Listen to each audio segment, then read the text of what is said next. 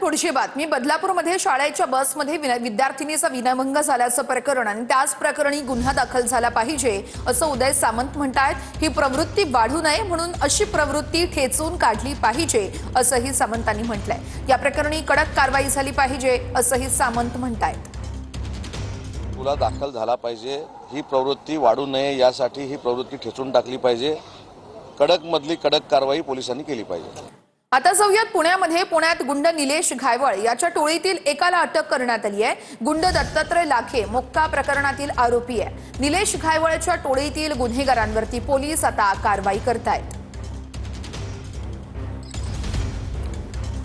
तर इकडे पवईतील रोहित आर्या मृत्यू प्रकरणी मानवाधिकार आयोगानं पोलिसांना चौकशी अहवाल पुरवण्याचे आदेश दिलेले आहेत। रोहित आर्या मृत्यू प्रकरणी याचिका दाखल करण्यात आली होती।